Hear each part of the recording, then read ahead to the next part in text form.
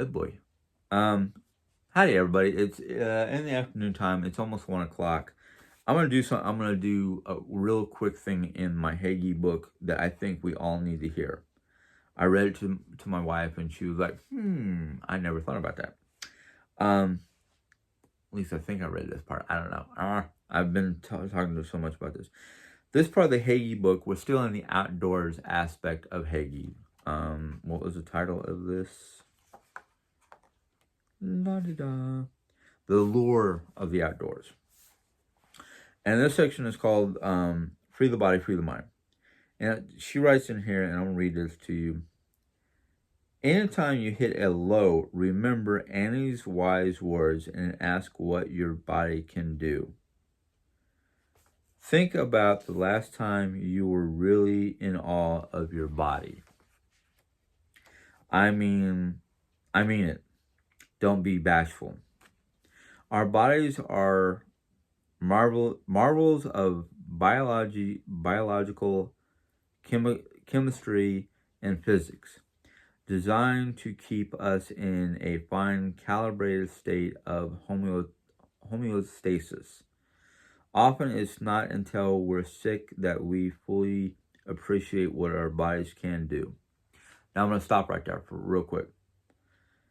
I understand what she's saying right there because the fact that Jerry is become a little distraught and whatnot because of she remembers all the things that she used to do as an independent, unmarried person. She did not realize how dependent she became upon me, and she appreciated all the things. She appreciates all the things she once were able to do before her knee injury back in the mid-2000s. Ever since then, she's kind of become more and more reliant on me, which I don't mind. I actually kind of appreciate the factor that somebody is relying on me to do my best to help take care of them. But yeah, even when I've gotten sick and been sick for a long enough period to go, I hate this because I'm immobilized. I'm so sick that I can't do the things I used to do for myself, or I'm relying on somebody else. I don't get sick that often, so when I realize what some of the things I used to be able to do as a younger kid. In fact, I used to be able to sit in what was called reverse Indian style. Usually when you sit Indian style, your feet are underneath your legs. I did the opposite. I could do the opposite. But because I had the strength and stamina, and this is probably one of the reasons why my back is out of whack, is I used to be able to like literally stay in a reversed Indian style, stand up on my knees, and walk across a room on my knees in a reverse Indian style with no problem whatsoever. Nowadays, it's like, no. But anyhow, all those products you read about or see in the air quotes health section of a store promising a detox. Your liver, kidneys, and extended digestive system all do an excellent job of flushing out the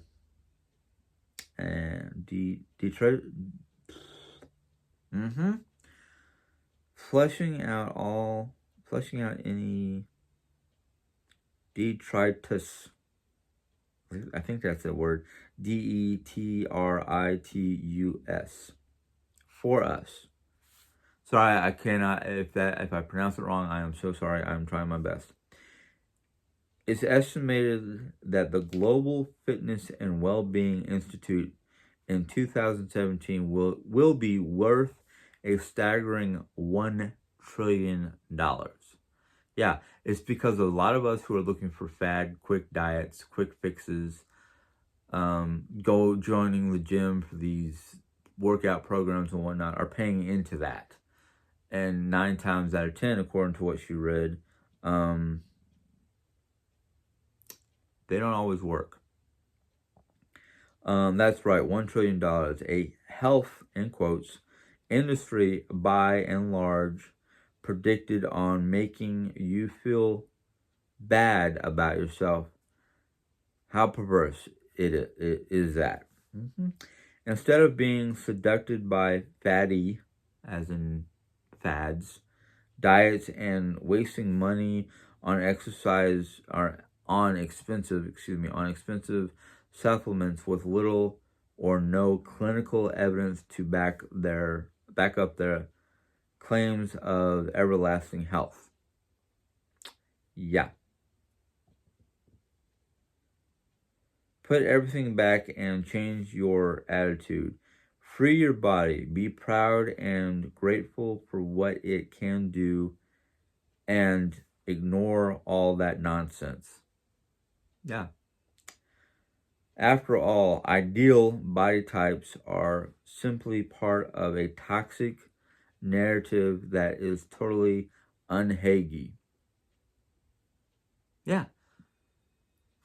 I have seen on TikTok and other media sources these women who literally are proud of their bodies and show off their bodies wearing bikinis, wearing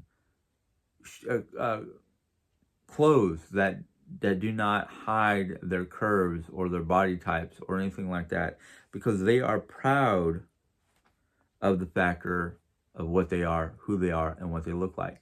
A lot of people are like, oh yeah, I need to go wear clothes that drape over my body because I've got too many rolls, or I've got the wrong kind of proportions, or I've got a big butt, saggy boobs, whatever it is.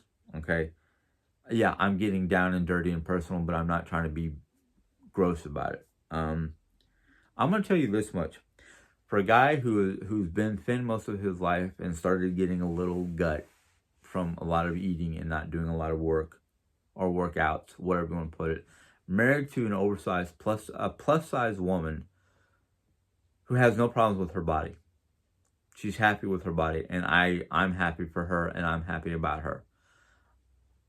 I'm gonna say this, and it might sound a little off, and some people might get a little upset. I watched a TikTok once, and I started laughing my ass off. Excuse my language, because it's true. Even though the way the guy put it, because it was a guy talking about a girl with rolls, with however you want to put it, chubby, whatever, plus size, however you want to call it. And he, let me see if I can paraphrase it without getting downright upsetting. Basically, he put it, chubby girls are like rolls from a Texas Roadhouse place. Slap a little bit of butter on them, and they're good to go. Basically, what he's trying to say is, a lot of guys, especially rednecks and hillbillies and people like me, you know what that means when a woman has good curves? One, they're good cooks. Two, especially if they're happy with their body, they've got a big heart. And if they got a big heart, that means they got a lot of love to give. And personal experience with my wife, that's true. She is a good cook. She's got a big heart. She's got a lot of love. She's got very little to no negative aspects to her life until somebody pushes the wrong button. I love her for it. Anyhow, she goes on to say, resist the narrative and you will feel so much better for it. Too many people, especially women, are socially conditioned to hate their bodies. So instead, train yourself to channel your inner Queen Lagertha from Vikings. Lagertha is a character from the History Channel series called The Vikings, and she's a badass. By that, I don't mean crack somebody's skull in half with an axe when they make a snide remark about your body, but give them your most impressive stare and walk away. The next time you see an advertisement designed to make you feel bad about yourself, or if you hear somebody critiquing another person for their body shape, ask, who cares? Who cares? It's your body. If you're happy in your own body, why does it matter what advertisements, what criticisms, what negative comments or visual aids or whatever try to put down a plus size woman? There's a whole clothing industry out there designed for plus size women. Women Within is a magazine for women to build up a person's mental aspects about themselves to make them feel better. Torrid, Lane Bryant. What is the other place that Jerry Ann goes to a lot that has plus size women's clothing? I don't remember. But there's a whole industry now geared towards plus size women. And a lot of these places use plus size women as models to show off the newest fads or fashions or whatever for plus size women. Now, I can understand there are some plus size women like Jerry Ann who need to do things to help take care of their bodies because, yes, unfortunately, the negative aspect of natural plus size women are various health issues. And I can understand these women who have those health issues need to have a different dietary type plan to help control or monitor or maintain their health issues, which Jerry does. But the thing is, some women cannot help being plus size because of the fact that they're just naturally big boned. Like Jerry does have a big bone structure, but she also has a health issue. So what I'm trying to say is just because you're a plus size person or you're a chubby person does not mean you have to let the world put you down and make you feel bad about yourself. On the same side of the coin, take care of yourself. Monitor your health, monitor your diet, monitor whatever might be a concern like diabetes or health issues. But don't go sitting there don't deny yourself a happy, healthy lifestyle. You know, just because somebody's like, oh, you're overweight, you need to lose weight. Well, you know what? My wife's been overweight all her life. She has lost weight. She's regained it, lost it, regained it. It goes up and down. There's no changing that. It's just the nature of, that's just the nature of nature. Sounded weird, but anyhow. She even goes to finish it off by saying, even just the act of saying it feels liberating. By just saying, who cares, is a liberating thing. Free yourself of any negative thoughts about your body and free your mind. I'm going to go ahead and end there because I've got other things to do. But before I actually end the video, I want to talk to you about something. Throughout my life, and I want to talk about me and my issues, I've had the opposite. I've had the opposite of size. Most people complain about, oh, you're overweight, you're a plus size person, you need to go on a diet, you need to exercise more, you need to eat healthy, blah blah blah, yada yada yada. Joe's had that all her life. I've had the opposite side. Oh, you're too skinny, you need to eat more, you need to not be as active because I was hyperactive. But the thing was, until I started slowing down, until I started to be less active, basically, physically, I could eat like a bird. And let me give you some scientific information about birds. Birds eat twice their body weight in food per day. So imagine a human being eating twice their body weight per day, but because of hyperactivity, hyperthyroid, attention deficit disorder, and just being a kid, I would eat. I mean, literally eat constantly. I mean, I'm eating like anything and everything that I wanted to eat.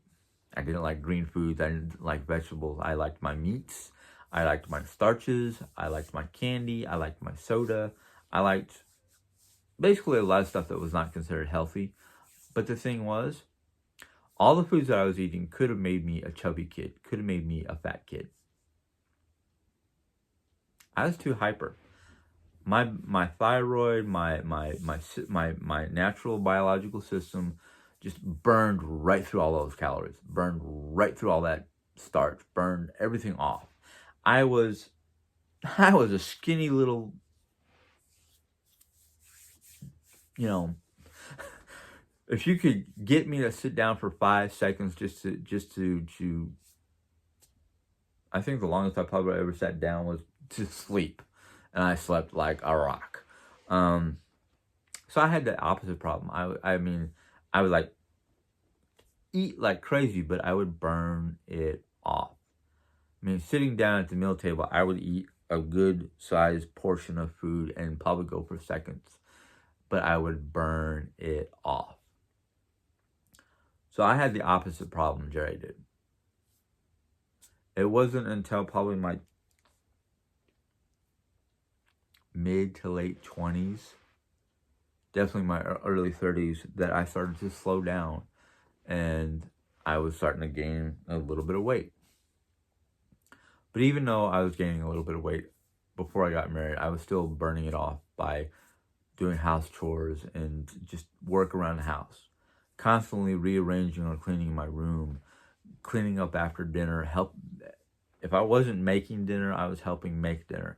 And for the most part, when we moved to to Missouri, it was basically I was the head chef. I was making whatever I could, and unfortunately, it wasn't always healthy because it was like Hamburger Helper or something I knew I can make without having to worry about a cookbook or anything like that. Because at the time, I wasn't really invested in cooking. But everybody has their own body type, their own health issues, their own personal opinion of themselves. Some people are highly opinionated about themselves because they look like somebody off of a glamour magazine or something like that. And then other people had less positive opinions of themselves because they look at the mirror and be disgusted by a muffin top or jelly rolls or whatever you want to call it. My wife never had that problem. My wife has always been happy with her body. Yes, there are times where she goes, "Oh, I wish I could lose a little bit. I'm getting a little too, as she's getting older, saggy," as she puts it. But she's never allowed anybody, well, I shouldn't say she's never. She doesn't allow anybody's personal opinions about her size affect her negatively. She does go, I don't want to go to the doctor because I don't want the doctor to tell me I need to go on a diet or blah, blah, blah, yada, yada, yada, which a lot of doctors do to plus size people. Not just women, but men as well.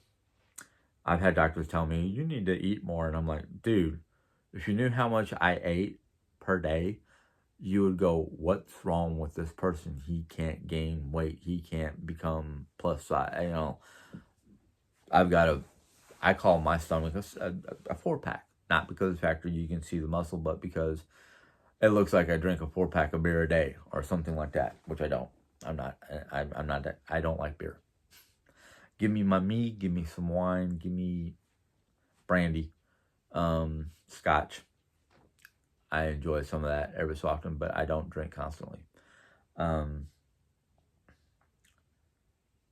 I get mad at people who try to judge my wife because of her size, and I'm like, dude, if you really knew how much activity or how active she used to be before her knee injury, or what she used to do on a constant basis before her knee injury, or even some of the stuff she used to do when she was working after her knee injury up until we moved to Missouri, you would sit there and go, okay, she's naturally big boned and naturally plus size. She's not somebody who sits on the couch and gobbles down bonbons or cheese balls or whatever all day long. No, she was a very active person until we moved out here, and she couldn't find a job that she wanted to do that was comfortable for her. And we don't push each other to do something out of our comfort zone. We don't. I push myself to do stuff out of my comfort zone just because I like pushing myself. I like to see how far I can go before it's no longer a viable or doable thing. Um, we both have this. We don't care what you say about us. You can say all the negative things about me to me, or Jerry Ann to Jerry Ann. But when you start coming onto our channels and being negative towards the other person, that's when we have a problem.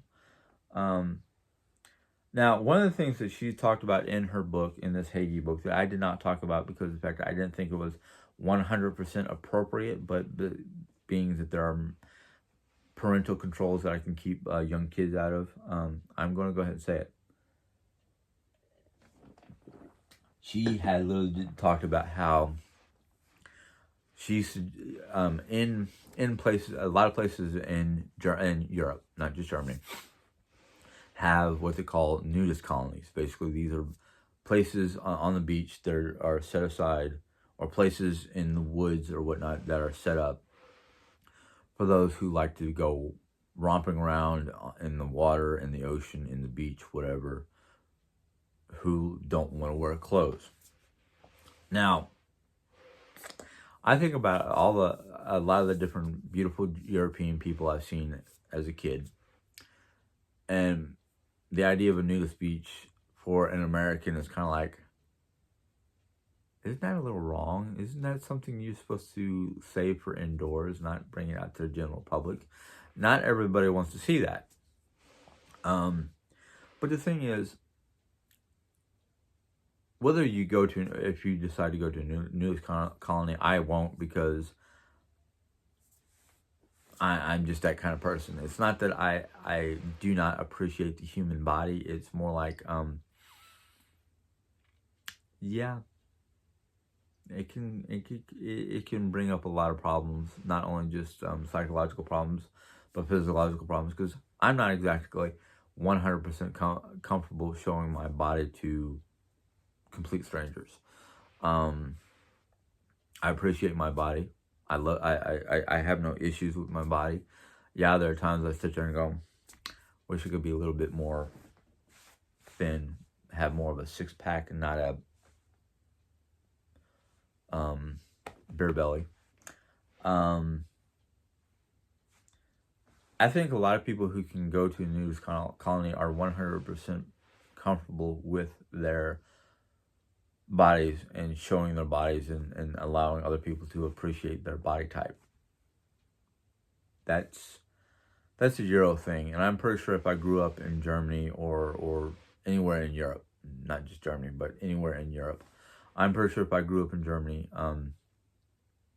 I wouldn't have a problem with it, because one of the culture shocks of going to Germany when I was a kid was the fact that you turn on the TV, you watch German programming because there's not a lot of American programming over there.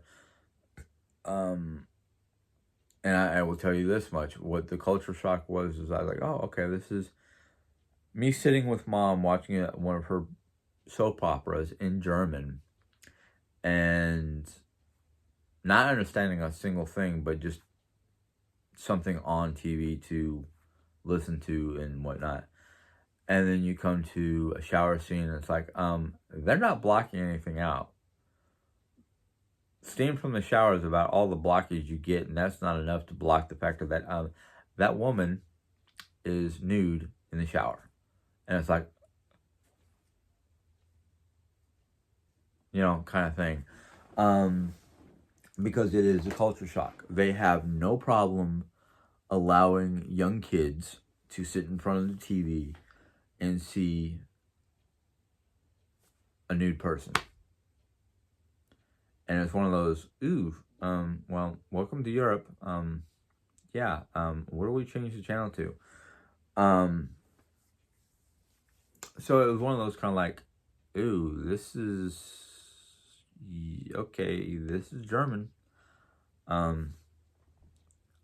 didn't realize that I had found out through various contacts that when I grew up that Yeah, they still do that, and they don't do it in just Germany. They're doing it in England or the UK, because all three, Ireland, Scotland, and England, the whole of the UK was doing the same thing. So I figured, okay, it must be a European no holds barred type thing. I'm not going to suggest anything to do with the human body, because the fact that each person has to have their own comfort level. Some people have the comfort level of like, here I am, take me as I am, or leave me. Other people like, don't look, turn around. I'm changing my underwear. Turn around, don't look. Um, it's one of those things where it's like, you don't have to be so comfortable that you're flaunting your body. You're comfortable enough to wear a bikini or a slim down dress with open side, or clothing of that nature. What I think she's suggesting, and I'm suggesting the same thing, is don't be ashamed of your appearance. Don't be ashamed of your physical looks. Don't be ashamed if you're a plus size person. Don't be ashamed if you're skinny. Don't be ashamed of who you are. If the world around you does not appreciate you for being you, that's their problem, not yours. I have seen plenty of people with various body shapes throughout my life, and I've even seen people who are what scientists would consider physically deformed because of a birth defect or something like that, that I don't really have a major problem with. I mean, I feel sorry for a lot of the people who can't help their appearance because of a natural deformity or birth defect. I once knew, back in my late teens, early 20s, when I was going to the comic book scenes and Comic Cons and whatnot in Arizona, I met a young person. I think the person was preteens, at least preteens, maybe a little bit younger. A bunch of us got together. We were invited to watch anime, and one of the people, their child, I guess it was, um, had the birth defect of the fact that they didn't have legs. Um, they had regular arms and hands and whatnot, but did not have legs. You can see what looked like the possibility of feet, but their legs did not develop. That little person was, and I call them a little person not because of the fact that they're short without legs, but because they were younger than me by at least to 10 to 10 to 11 years younger than I was, and I was 20, 21, somewhere around there. So they had to be in their preteens. But that person did not have a single problem with what they looked like, who they were, and their difficulty of getting around. And not even not using a wheelchair. They were like, I don't know if I should saw it, scooting or whatnot, but their method of mobility was quite interesting. And no negativity about it. In fact, if anything, I think the only emotion I can think of that I felt was not really pity, but just I felt for that person because of the fact that they were different. And knowing how that person was probably going to get ridiculed outside of this group of people, I felt for them because the fact that I was ridiculed for being a child of the Air Force. I was ridiculed for being in Germany for 3 years. I was ridiculed for my attention deficit disorder and learning disabilities. I was even ridiculed because of the fact that I can't do it no more. I used to be able to sing in German, O Tannenbaum, or as it would be translated in English, O Christmas Tree. I was ridiculed for it. because I knew a foreign language. And I just felt for this person because people are going to look down at him and ridicule him for his deformity. And I'm like, what you think might be a problem or a hampering or a lack of abilities could surprise the crud out of people, because factor this person is going to develop in such a way that he's going to rely on his upper body all his life. And his upper body, as he gets older and builds up, could easily get powerful enough or strong enough to grab this person in such a way and bring this person down, the ridiculer, down to his level, and knock the stuffing out of his face or lower body or whatever he can get a hold of in such a manner that it will be brutal, but it will get a point across. And that point is never, ever underestimate somebody that is different than you. So just take that in mind when you think about your own self and your own body, and realize that, so what if somebody ridicules you? I can do things that that person cannot do.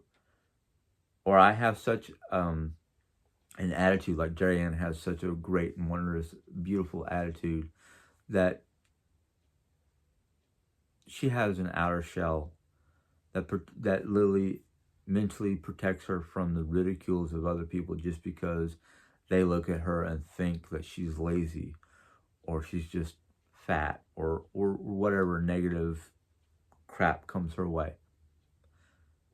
She's used to it. She doesn't let it bug her until somebody starts talking about family or her religion. Same for you people. You might have a muffin top. You might have jelly rolls. You might have thick thighs. You might be a plus size person. Don't let the world determine your attitude or how you feel about yourself. Because if you let the world affect you in such a way, you're never going to be happy. It's taken me 40 plus years to realize, why am I worried about what somebody else thinks about me because of my dyslexia or my ADD or whatever, my hair, my beard, my physical appearance? What does it matter to them? Take it or leave it. There's a movement going across this nation right now that surprised the heck out of me. But then I went, okay, that's good to know. More and more companies aren't determining a person's worth because of their physical appearance or their background. A lot of companies who don't worry about background, because of the factor that everybody has the right to a second chance. Everybody has the right to prove themselves. I can go into IHOP, which I've been told they're hiring people. I can go into IHOP, have my hair up, have my beard tied down, make myself as presentable as possible. And they put it this way, unless they can find somebody more qualified and experienced, they have to hire. They cannot turn you away because of your physical appearance, because then technically you can basically waive the ruling of equal opportunity ruling under their nose. And because the military is now accepting Norse pagans, they're accepting their as long as they keep within a certain guideline, they're accepting all. Doesn't matter what your religion is. It's part of the governing rule, EOE, equal opportunity. They can't turn you away unless you have a medical reason for being turned away from the military. In fact, a lot of different branches are allowing beards. Once you get out of basic training, you can grow your beard. You can keep your hair a certain style as long as it's not going to hamper or affect your job. And I really don't care what people think, because I'm happy with who I am. And if I'm happy with who I am, why does it matter to you if you're unhappy or not? You're not living in my skin. You're not me. You know, you're not making the determination of what I should look like, how I should act. You're not. And that's one of the main things that's going to keep me happy, is the fact that I'm not going to allow people to determine what I should be doing with my life, what my hairstyle should be. I've had a lot of people say that my hair looks good. Today, probably not, because of the fact that it's wanting to puff out because of the way I slept on it. But I'm leaving my hair down until I take my shower later on tonight. Anyhow, I got stuff to do. It's 1 o'clock. I told my mom 1:30 we would go out and get our phone done. So I'm going to go ahead and end this video. Tomorrow I would attempt to continue on to Hygge, and we are going to get into, we're almost done with this section on focusing on the outdoor. This next section, which is the last section of part 2, is pretty long. I'm probably just going to skip to the parts that I thought were important. But it's called Find What Works for You. So we're going to talk about what works for, or finding what works for each individual person. She has a page and a half worth of reading, but I broke it down into what sounded more important, or more to what I think is necessary to talk about. And then she's got bullet points at the end about examples or ways of doing things. Not everything works. Not everything will work for an individual person. Each individual person has their own thing, and that's why she talks about finding what works for you. Anyhow, if you enjoyed this video, give it a thumbs up. If you have any questions or comments, go ahead and put them in the comment box. If you're new to my channel and choose to join and watch the other 5 parts that I've already done, go ahead and click the subscribe button, and then a little bell will pop up. You click on that bell, and YouTube will let you know when I put in my next video. Until next time, have a good day. Bye.